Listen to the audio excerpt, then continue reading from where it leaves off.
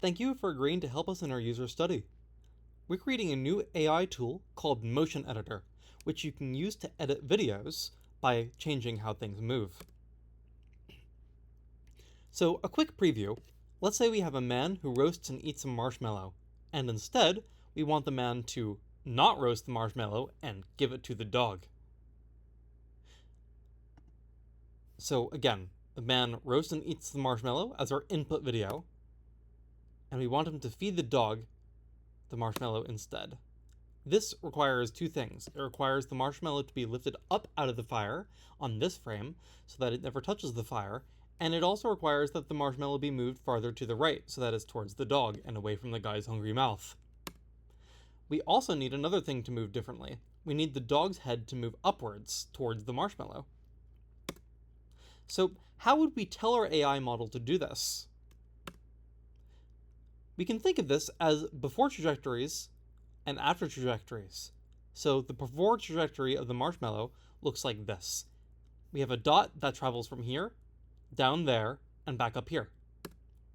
We also have the dog, who doesn't move at all actually, so this dot doesn't move. The trajectory is just the same place in each frame, here, here, and here.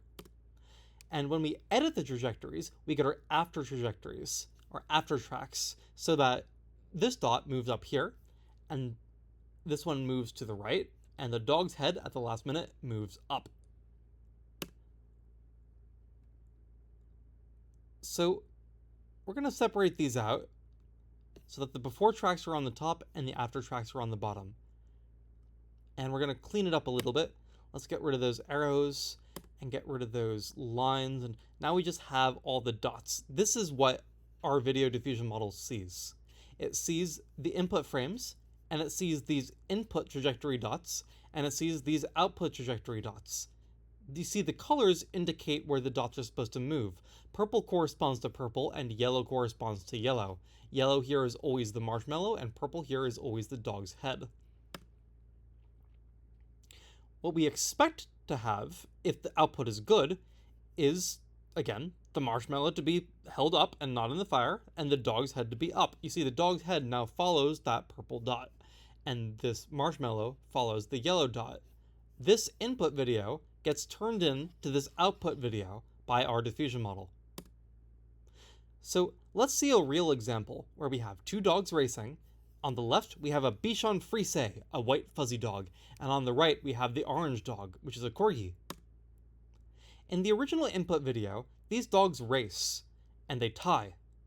We would like for the white dog, the Bichon, to win the race. So how are we going to do that? We're going to apply a motion edit to that video. So here we go. We're going to take that, and we're going to, at the end, we're going to create this video. The question is, how do we get there? So first, we got to add some tracking points to the dogs. We're going to grab them by the nose. So we're just going to grab the corgi for now, and we're going to drag the corgi snout back over there so that it doesn't move as fast. Here's the input trajectory. So this is the input tracks. And we take those tracks and we grab them.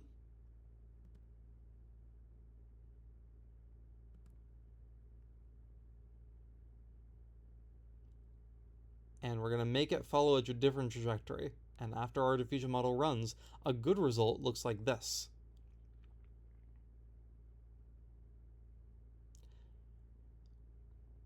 Now, if we just used that point alone, the background might change, and the background might look different.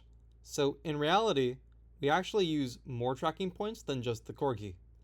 The only thing is that these tracking points, the before track is equal to the after trajectories. So the before is equal to the after for points 1, 3, and 6. And 2 is the only one that's different. Sometimes points appear and disappear. When they disappear, it means it's not visible in one of the input or output videos.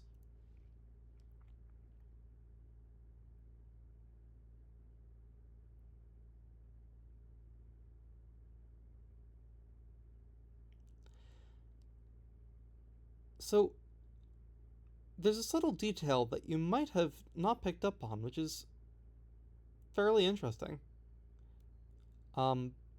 Which is that if you look really closely, you'll notice that the first frame for these videos doesn't have a light pole, for example.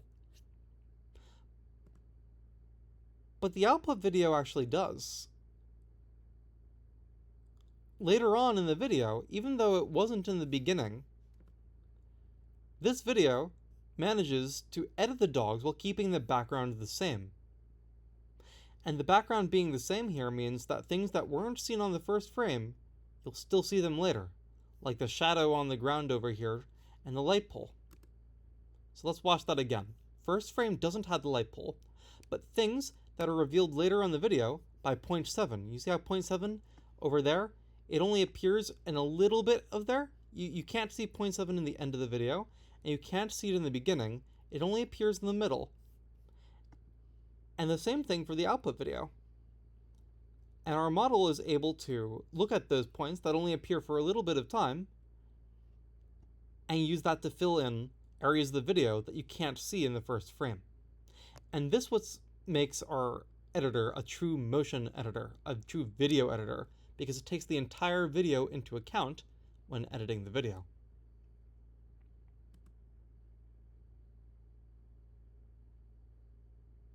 You see, this is a bad video, and it's a bad video, a bad output, because this changed a lot of details. This added a tree that wasn't there in the original video, and it got rid of the light pole, which was there. This shadow is not here in the output video, and despite this video looking bad in general, the one thing I really want to point out is how it fudged details and made stuff up. We already have a background in this video, and it's even indicated by our tracking points. Number 7 here did not correspond to the dot over there, which is not good. So here's another example. Let's take this swan, and we're going to zoom out, and we're going to freeze the camera. Our input video looks like this. And we're going to add some tracking points to this video. But this is the result that we want, where the camera stays still and we've zoomed out. Let's add some tracking points to this swan. We're going to move this swan. So these are the input tracks. They're tracing the swan in the input video.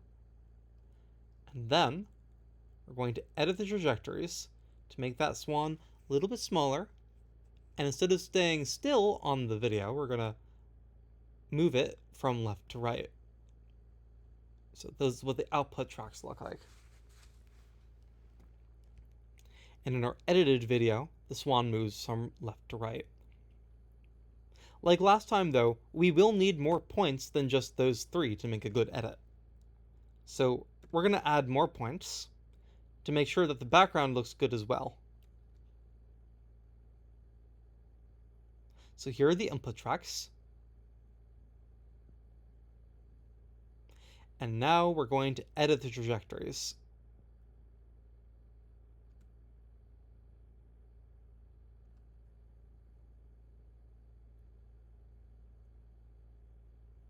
You see the background is going to be shrunk too. And you can actually see how these background points appear and disappear as the swan passes by them, because the points that belong to the swan are in front of the background points.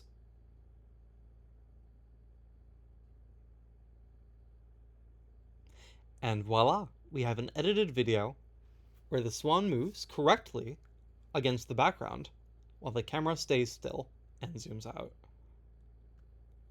So here they are side by side. I want to bring your attention to a detail over here, which is that in our input video and our output video, all the details are the same. Even this weed is the same. This means it's a very good video edit. A worse video edit might not have had that weed there. And you would know to look in that same region, because it's the same colored dot.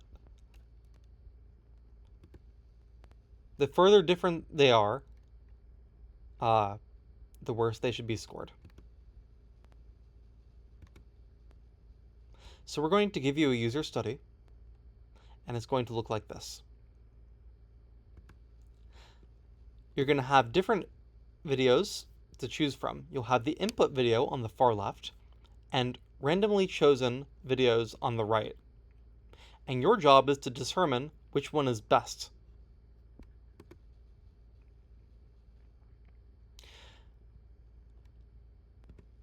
So you'll do this by looking for dots in the input video of the same color to correspond to dots in the output video. So in this case, there's a red dot on the boat, and that red dot should correspond to the same part of the boat. So the question is, which of these 4 videos does that red dot best correspond to the input video, and that cyan dot best correspond to the input video?